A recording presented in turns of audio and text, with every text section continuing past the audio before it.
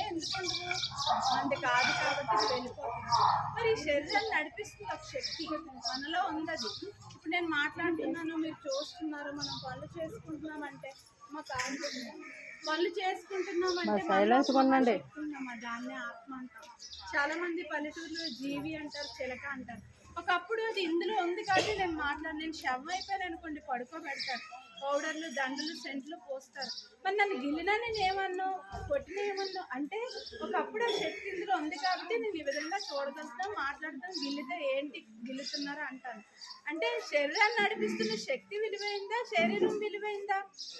శక్తే విలువైంది. ఆ శక్తి కోసం ఎంతమంది అమ్మా మనం జీవించేటప్పుడు ఆలోచించగలుగుతున్నాం. 60-70 ఏళ్ళు కదా మన జీవితాలు, చాలా చిన్న జీవితం. ఇప్పుడైతే ఆవిరి వంటిది, ఇలా కనబడతాం, అమ్మ వెళ్ళొస్తానంటాం, తర్వాత వెళ్తారు నేను ఉండను. ఎంతోమంది చిన్నపిల్లలు కూడా గెంటుతూ చనిపోతున్నారు. అంటే మానవ ఆయువు గడ్డి వంటిది, ఆవిరి వంటిది అంటున్నారు. మరి ఇటువంటి ఆవిరి వంటి జీవితంలో ఎందుకు భూమి మీదకి వస్తాం, ఎందుకు మళ్ళీ వెళ్ళిపోతున్నాం? ఎప్పుడైనా ఆలోచించిన కోడి పుట్టింది మన కోసం, మనం తినడానికి, ఒక చెట్టు పుట్టింది మనం అనుభవించడానికి. మరి మనము పుట్టాం, మనం ఎందుకు జీవిస్తున్నాం, ఎక్కడికి వెళ్ళిపోతున్నాం?